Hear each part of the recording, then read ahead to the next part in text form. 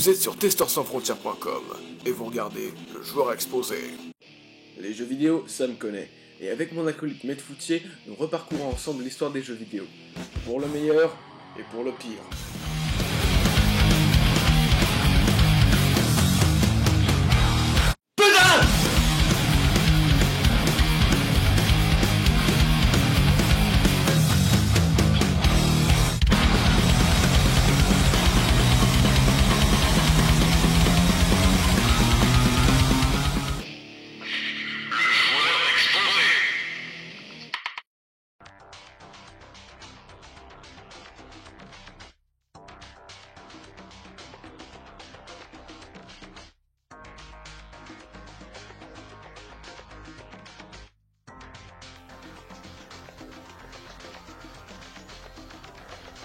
Ce site devient de pire en pire tous les jours.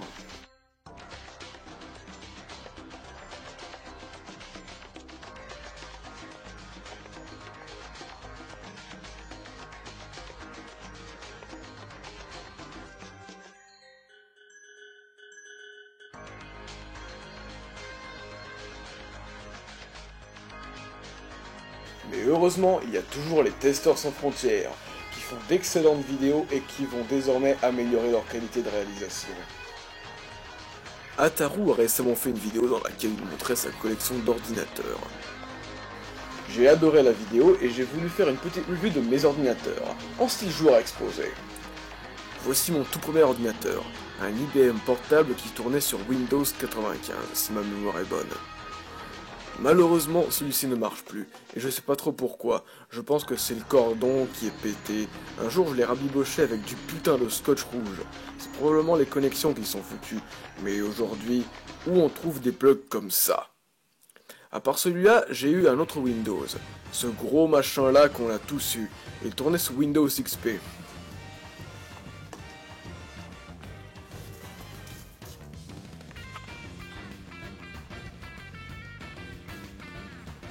Ah, ce bon vieux Windows, je l'ai gardé pendant 8 ans.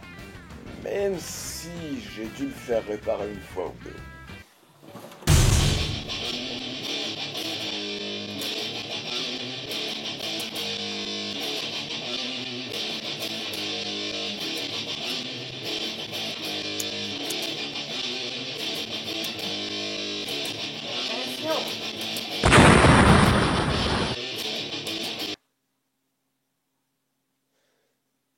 À part ces ordinateurs-là, j'ai 3 Mac.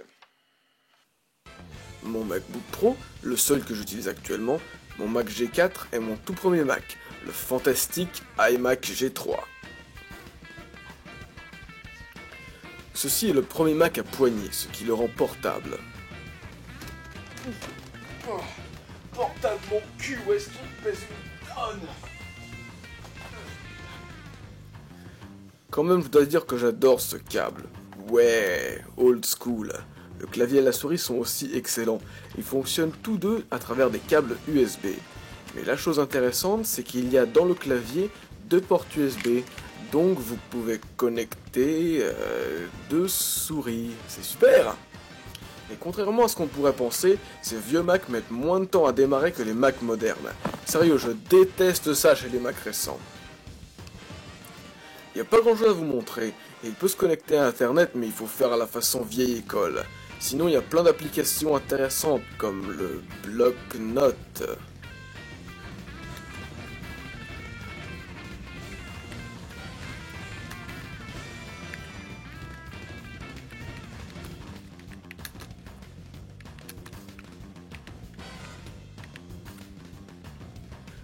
Ouais. Aussi bizarre que ça puisse paraître, il y avait beaucoup de jeux pour enfants, comme par exemple Marine Malice, James Renard l'agent secret, ou encore les aventures de Sam Pijam. Et comment ne pas mentionner Adibou et toutes ces conneries? Tiens bah par exemple, voici l'application Mon Bureau Adibou. Une fois que vous l'avez installé, il n'y a pas moyen de l'enlever, et à chaque fois que vous démarrez votre ordinateur, vous devez entendre ça. Bienvenue sur ton bureau, Adibou. C'est un endroit que j'ai créé spécialement pour toi, mais tu peux aussi le partager avec tes frères et sœurs. Si tu veux changer le curseur, clique sur l'ordinateur rouge. tu peux réaliser une image pour décorer ton écran. Si tu ne fais plus rien sur ton bureau, au bout d'un moment, il va s'animer tout seul. Pour choisir ta propre animation, clique sur l'ordinateur jaune. Si tu as besoin d'aide, clique le point d'interrogation. Pour aller dans mon jardin magique ou au pays du savoir, clique le hublot du haut. Si ton petit frère a des logiciels Adibouchou, propose-lui de cliquer ici.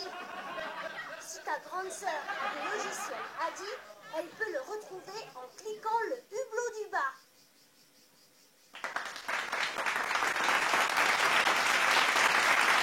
Force de l'entendre, je l'ai apprise par cœur cette merde. Cette boîte contient les utilitaires pour Mac. Il y a tout là-dedans.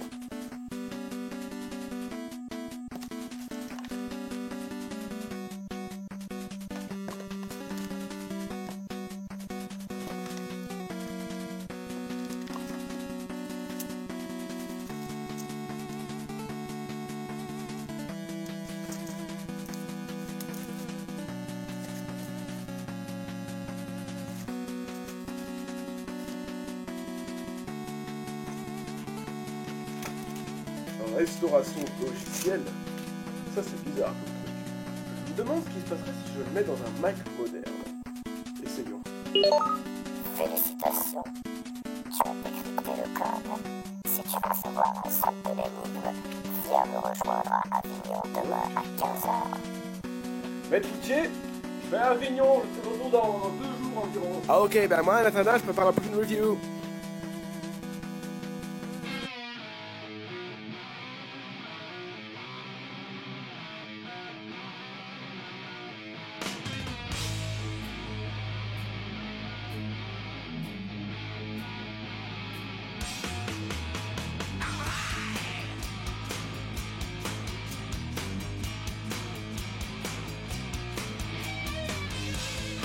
Barbu du 95, ça.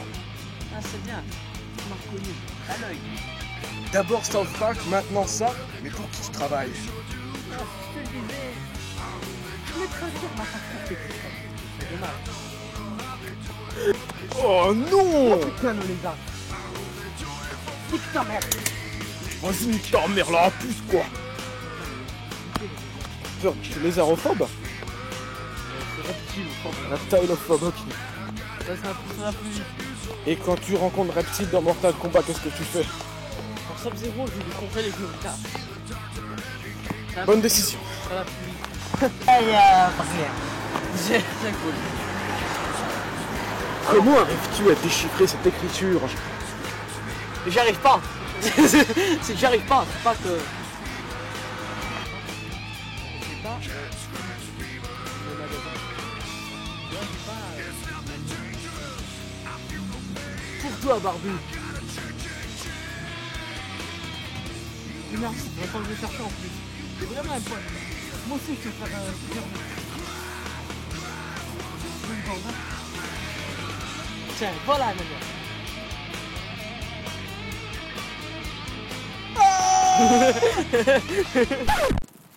Ça tourne. Alors bonjour à tous, c'est Thomas et aujourd'hui, grosse arnaque. Hein. Alors j'étais aujourd'hui avec le joueur exposé Salut! acheter des jeux à Cash Express, comme vous voyez là. C'est Cash Converter grosso modo. Et j'ai acheté Resident Evil Voilà, 4. Cash Express, ça peut sembler un bon magasin, mais en fait c'est de la merde. Était dedans. Est-ce qu'il y a le jeu? Non! On va faire un scandale. On y va, on y va! Qu'est-ce qu'on va leur dire? De quoi on va les insulter? De vieilles merdes? De voleurs. De voleurs, oui. Et de non-professionnalisme, comment on dit, de manque de professionnalisme.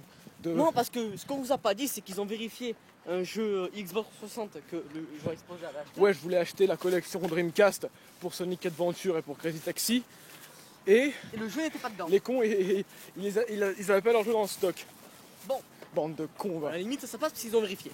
Voilà. Par contre, le jeu comme Resident Evil 4, tu le mets à la vente, tu le protèges et tout, tu le vérifies pas et dedans, au final, il n'y a pas le jeu. Ok. Donc c'est Cash Express, hein. C'est quoi ce Cash Converter? On va l'appeler Cash Express. Cash Converter. On va l'appeler Cash Piège à con. Allez, on y va. Alors, on pourra pas filmer dans le magasin. Par contre, je vais enregistrer l'audio.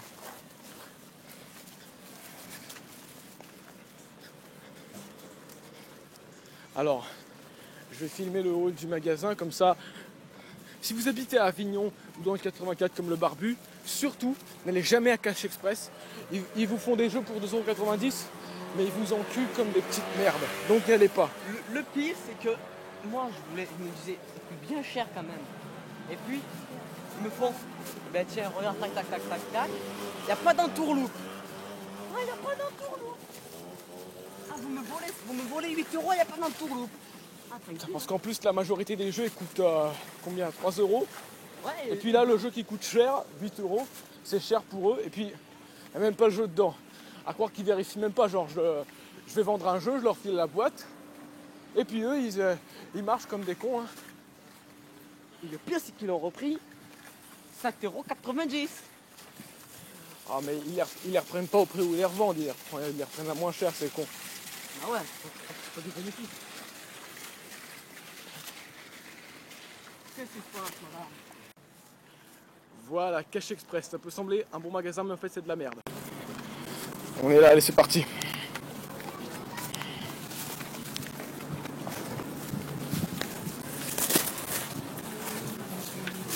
Bonjour madame, il y a eu un problème tout à l'heure en fait, j'ai acheté Resident Evil 4 8 € et elle est passée dedans. J'ai voulu vérifier, il n'y a pas de souci. Ouais, je vous laisse voir pour un autre. D'accord. J'avais jamais marqué. Donc, voici ce qui s'est passé. Le Barbu, elle est fière comme un homme devant la dame. Il a dit « Madame, ce jeu que j'ai payé 8 €, il n'y a pas le CD dedans. » Et la dame, elle s'est chiée dessus devant le Barbu. Elle a dit « Oh, je suis désolée, monsieur le Barbu. » Allez en chercher un autre pour le même prix. Et En voilà. conclusion, j'ai pris Quake Révolution sur PS2 et Devil May Cry que j'ai offert au jour exposé. Merci beaucoup, Barbu. Eh ben, ça fait plaisir. C'est toujours mieux que l'autre cadeau que tu m'as fait. Hein.